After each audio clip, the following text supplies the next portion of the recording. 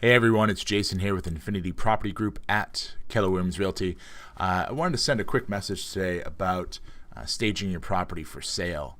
I'm going to give you some small tips and hints that will help you with the sale of your home and really put your best foot forward.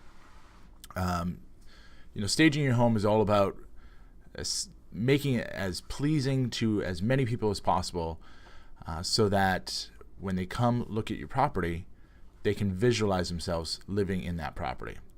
Since so many eyes are going to be on your home during the showings and through the marketing and promotional material, this is where you want to put your best foot forward for sure. Most people know enough to clean their property, do a thorough cleaning, clean the windows, floors, ceilings. But these are just a few tips to put you over the edge, over the top, to really have your property stand out from the others. One of the biggest tips is first impressions. So your exterior is probably one of the biggest things that matter the most. We tell home sellers this all the time, that aside from cutting the lawn, making the flower beds look good, you got to remove things such as stacked wood, bricks. If there's shutters or window treatments that are hanging, you got to fix that kind of thing, that stuff. Chipping paint, if the budget allows, getting the front of the property painted. First impressions really matter, and I've been to showings before where folks pull up to the front, they look at the house, they see the exterior and the shamble that it's in, and just keep on driving. So the whole goal is to get people to pull up to the house, stop the car, put the car in park, get out of the car, and come into the house. You don't want to scare them off before they even get into the house. Second thing is you want to depersonalize. So all those pictures, family pictures, you want to take those off the wall. All of the things that personalize the house to you, you want to go ahead and pack those up. You're moving anyways, so you might as well get the boxes and start putting things away. The reason you do this, you want to appeal to as many people as possible that are going to be coming through that house, and you want them to be able to visualize themselves in that property, not necessarily, they don't want to see you in that property. Some folks will actually, if there's baby pictures out or family pictures, some folks will actually have this emotional thing where they feel like they're taking something from someone else, and they'll just keep on passing by your house. So time to depersonalize. However, don't go overboard.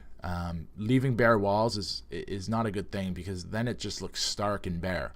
So you want to leave paintings or photos, but they need to be of neutral nature. Okay. Moving from the walls to furniture, you want to be able to set up furniture in ways that it makes sense. So you want to group things together. A lot of folks, and I don't know why, but a lot of folks, when they're getting their house ready for sale, they'll actually take all the furniture and push it to the corners of the room, leaving these big spaces in the middle. And that doesn't really do anything. That really just confuses the buyers more than anything else, because they can't visualize what the space is for. So you want to group things accordingly. For example, if there's a coffee table, you want to have 2 chairs around it, or 3 chairs, depending on how big the space is. And maybe a lamp. So you want to group things the way that they should be, in order, making sense.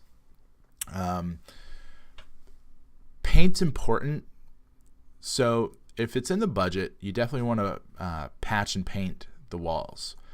Now, if your property is, if the rooms are smaller, you want to stay away from colors, big bold colors, reds and purples, because they'll actually make the rooms look smaller. So you want to stay away from colors like that, and you want to use lighter colors. A nice, you don't even have to, obviously white's a great color, but you can use things like sands, nudes, natural colors, maybe a light green even. And they'll still be neutral, but also will give the effect of a larger room. So stay away from those bold colors. Not only that, you'll turn off a lot of buyers. Lighting's huge. Every showing you have, you want as much light on as possible. So if your property is a dark property, meaning it's got a lot of shade, you're going to have to use lights, the type you turn on. So you want to make sure you have proper lighting. If your house is fortunate enough to be in an area where there's lots of natural light, you want to open up the shades, you want to open up the blinds, and let as much light come in as possible during showings. People want to see details, and you need the light to be able to see the details. With details in mind, you want to make sure that you define, like I talked about earlier, defining things in groups and spaces. So if there's a desk with a computer on it in a room with a bookshelf, that's pretty obvious. It's an office. You want to make sure that that's an office. You don't want to confuse it. You want a kitchen to be a kitchen. You want a dining room to be a dining room. I've seen it before where in the dining room there'll be a bed. I know a lot of people are like, oh, that's kind of crazy, but it happens. As families grow, we run out of space, and a dining room is something that a lot of people don't use nowadays, especially in the society we're in. We're always on the go. So people turn it into a bedroom. When it's coming time to sell your house, that dining room has to go back to a dining room. And we have ways around how to help you out with that type of situation. That's very specialized, but that's something we've tackled and we can help you with. But each room needs to be what its original intention is. The reason why is you don't want to confuse buyers. If you have a bed in a dining room, people will not, I guarantee, will not know what to do with that. So you definitely want to clearly define the spaces. Keep that in mind. Every single area that people can get into will be looked at. I've actually had people go stick their head up the chimney, look under in crawl spaces, open up access panels for jacuzzi tubs. So don't think that people aren't going to look in closets, people aren't going to look in crawl spaces, because they will. So you want to make sure that you have everything in order and make it as visually pleasing as possible, because chances are you're still going to be living in these properties, in the property while you're selling it.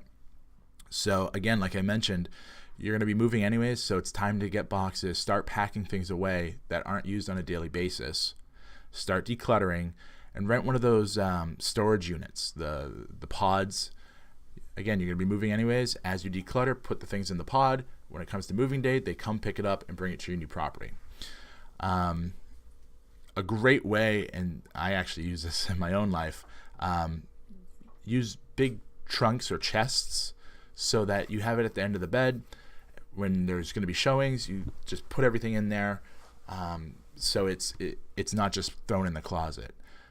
Chances of people looking in the closet are 100 times greater than someone looking in a chest. Again, you still want to declutter and depersonalize, so take down all the pictures and all the things that make that property yours. The last thing I want to say, and this really puts a lot of people over the edge, small details. So something as nice as some fresh fruit in the kitchen, and I'm talking real fruit, so nice fresh lemons, fresh cut of flowers on the kitchen table, on the dining room table, excuse me. Little things like that really go the extra mile and could be the difference that sets you apart from all the other dozen or so homes those folks saw that day. So taking a few moments to go above and beyond. To stage your property, it doesn't have to cost a ton of money. It does take a little bit of time and some consideration, and that's something that my team and I can help you with.